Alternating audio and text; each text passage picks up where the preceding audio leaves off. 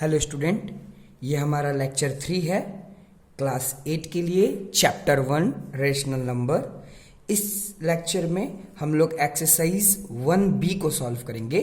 तो पहला question solve करते हैं। तो देखिए पहला क्वेश्चन क्या है, represent the following rational number on number line.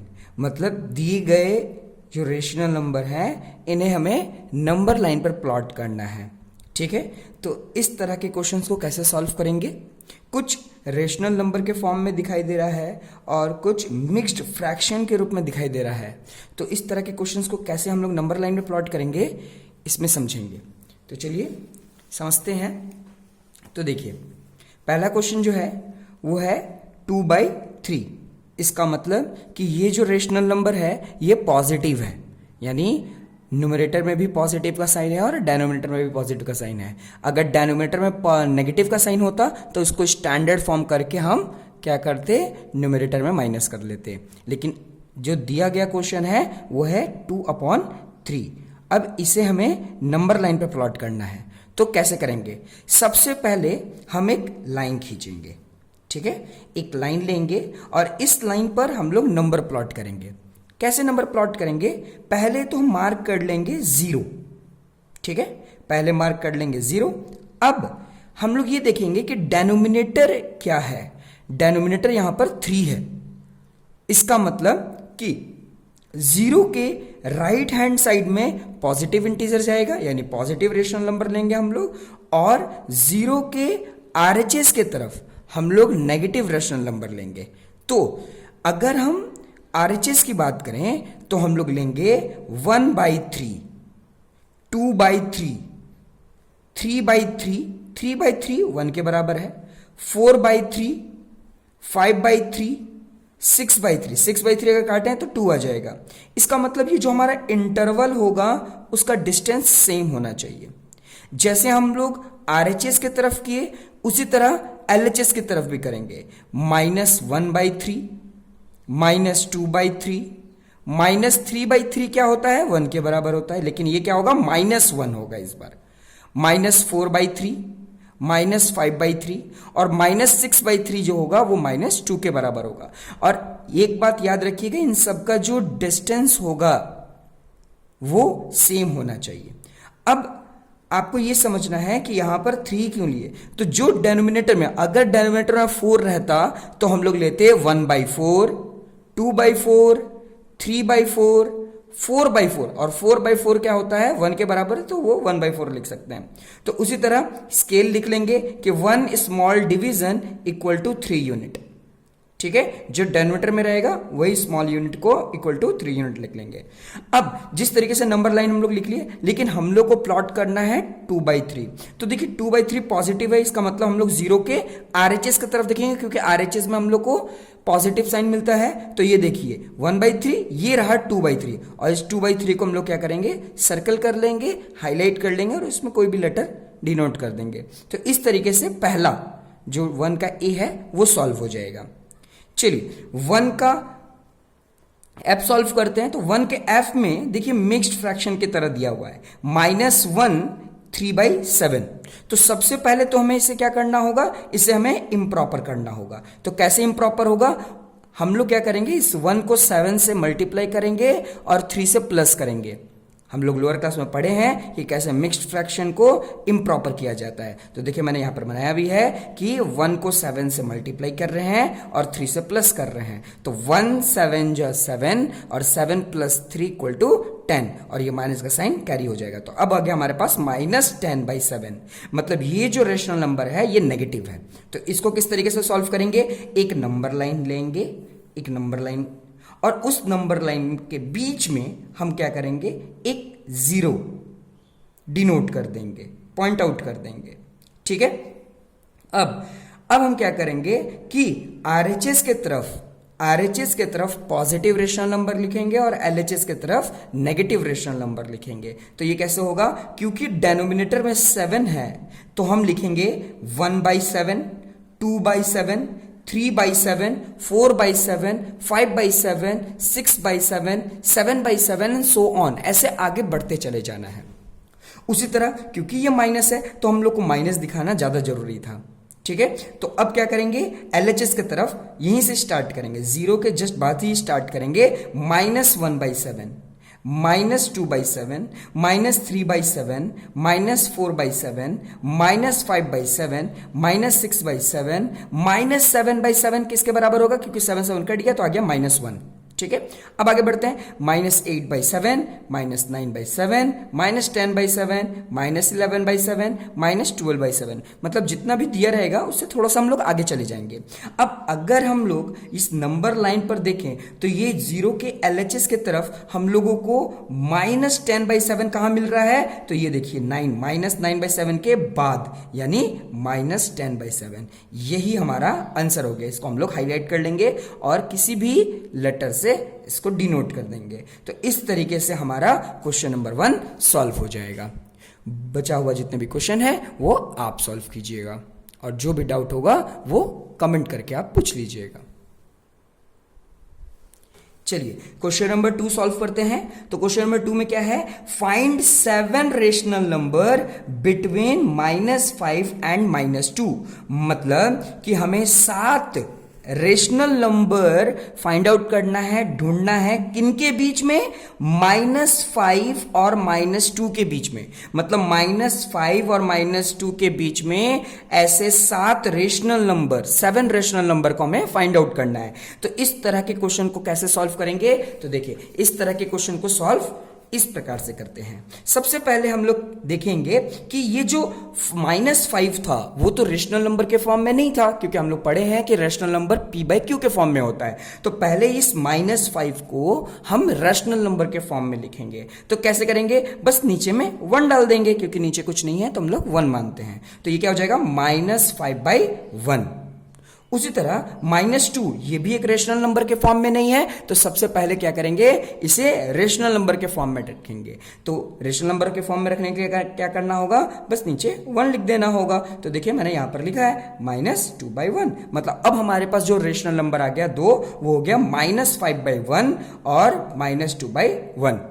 सबसे पहला काम ये होता है कि हमें डेनोमिनेटर को सेम करना पड़ता है, लेकिन क्वेश्चन में ही हमें क्या हुआ है कि डेनोमिनेटर सेम मिला है। तब हमें क्या करना है, क्योंकि हमें 7 रेशनल नंबर निकालना था, तो जस्ट उससे एक आगे का नंबर से मल्टीप्लाई कर लेते हैं, जिससे क्या होता है कि 7 रेशनल नंबर निकालना बहुत इजी होता है। वैसे आप 7 से भी मल्टीप्लाई कर सकते हैं, लेकिन 7 रेशनल नंबर निकालना थोड़ा मुश्किल हो जाएगा, इसलिए हम लोग एक नंबर एक्स्ट्रा या आगे लेते हैं। आप एक क्या 2 भी एक्स्ट्रा ले सकते हो, जहां पर हम लोग को 7 रेशनल नंबर बोला है, आप वहां पर 8 से भी मल्टीप्लाई कर सकते हो। तो यहां पर देखिए क्या किए हैं, पहला हम रेशनल नंबर जो हमारे पास -5 दिया था, लेकिन हम लोगों ने उसको रेशनल नंबर फॉर्म में कर लिया, तो -5/1।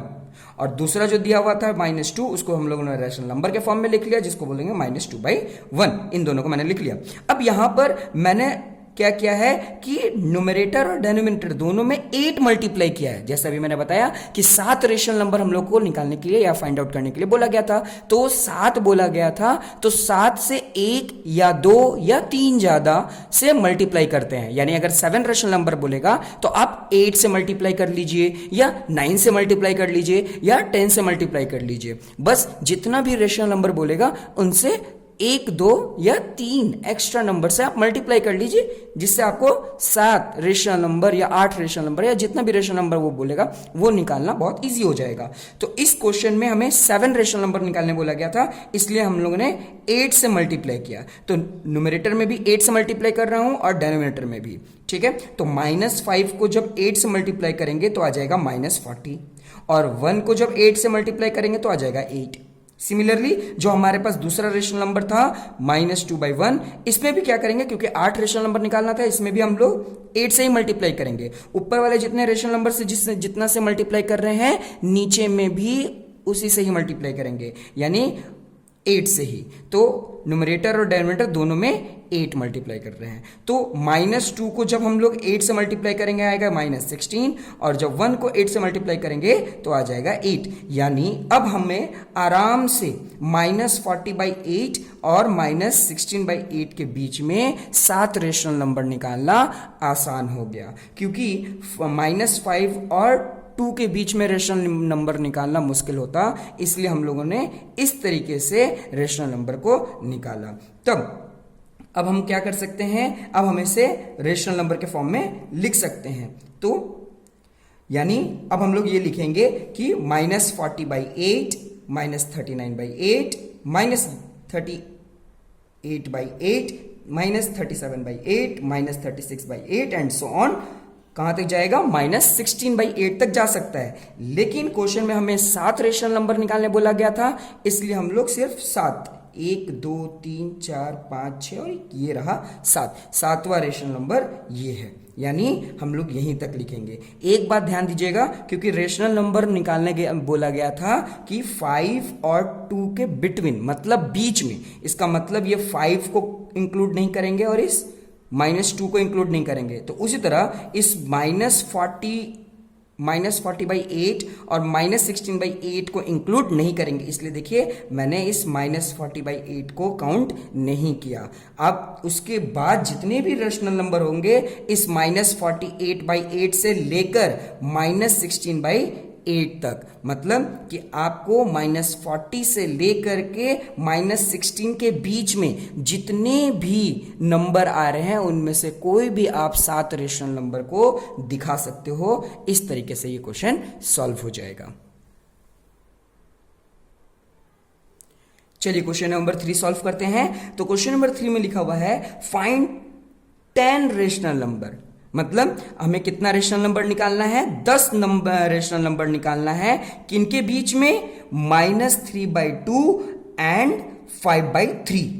इसके पहले वाले क्वेश्चन में सिर्फ हमें -5 और -2 के बीच का रेशनल नंबर निकालना था। तो हम लोग सबसे पहले क्या किए थे कि -5 और -2 को p/q के फॉर्म में लिखे। लेकिन इस क्वेश्चन में हमें पहले ही p/q के फॉर्म में दिया गया है। लेकिन एक और गौर करने वाली बात यह है कि दोनों का डेनोमिनेटर जो है वो अलग है। तो क्वेश्चन कैसे सॉल्व करेंगे, क्वेश्चन नंबर 2 की तरह ही सॉल्व करेंगे, बिल्कुल ईजी है। लेकिन सबसे पहले हम लोग क्या करना होगा, इस डेनोमिनेटर को सेम करना होगा।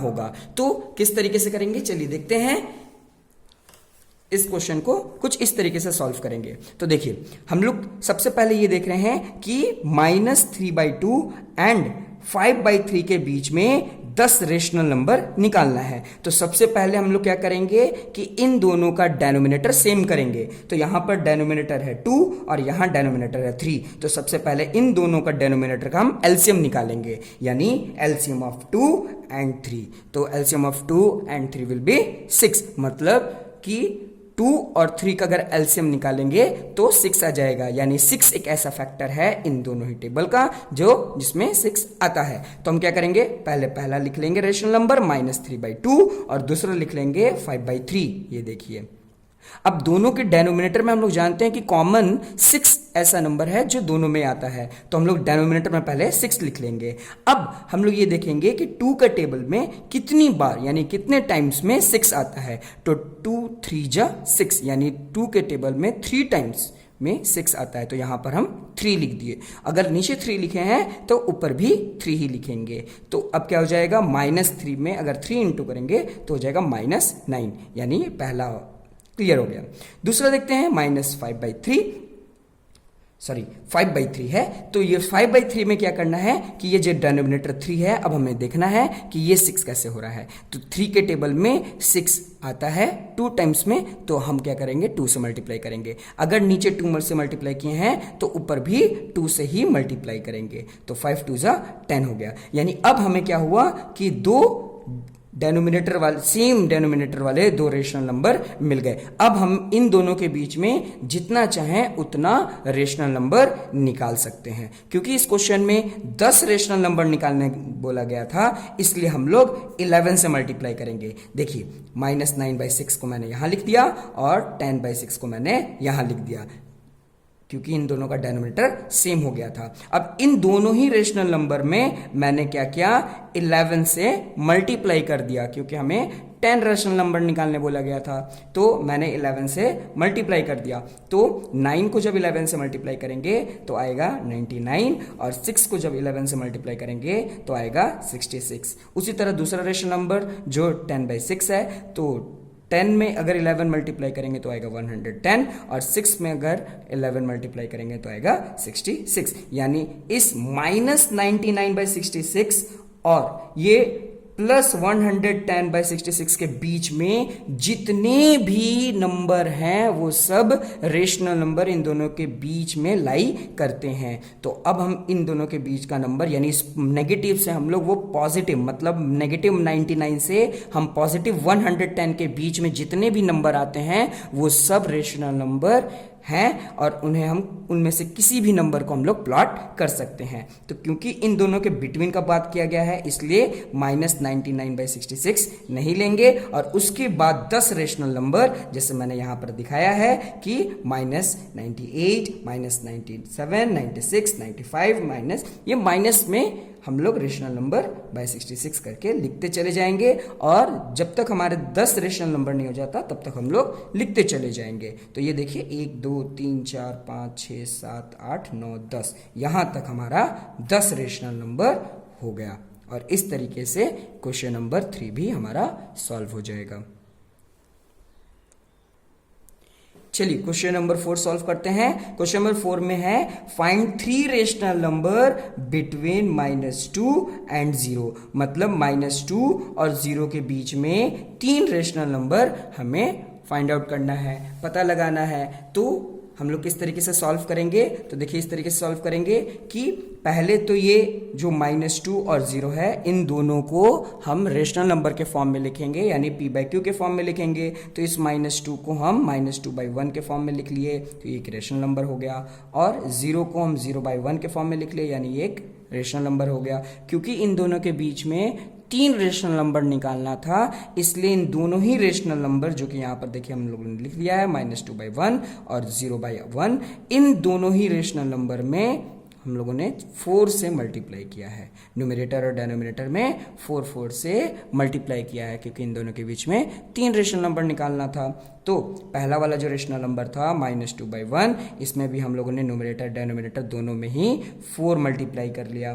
तो -2 को जब 4 से मल्टीप्लाई करेंगे तो आ जाएगा -8 और 1 को जब 4 से मल्टीप्लाई करेंगे तो आ जाएगा 4। दूसरा 0/1 है, 0/1 को हम लोग दोनों न्यूमरेटर डिनोमिनेटर में 4 से मल्टीप्लाई करेंगे तो 0 को जब 4 से मल्टीप्लाई करेंगे तो आएगा 0 और 1 को 4 से मल्टीप्लाई करेंगे तो आ जाएगा 4। अब देखिए दोनों का डिनोमिनेटर सेम हो गया है। -8/4 और 0/4 के बीच में जितने भी रेशनल नंबर आते हैं उनमें से किसी भी 3 रेशनल नंबर को आप इसमें दर्शा सकते हैं, दिखा सकते हैं, उसी को हमें फाइंड भी करना था। तो देखिए -8/4 को मैंने यहाँ पर लिख दिया, -7/4 को यहाँ लिख दिया, -6/4 को यहाँ लिख दिया, -5/4 को यहाँ और ऐसे सो ऑन -1/4 और 0/4 तक आप आगे बढ़ सकते थे। लेकिन मैंने यहीं पे रुक गया क्योंकि इन दोनों के बीच में हमें 3 रेशनल नंबर चाहिए था तो मैंने 3 रेशनल नंबर यहाँ पर दिखा दिया। इस तरीके से ये क्वेश्चन भी सॉल्व हो जाएगा।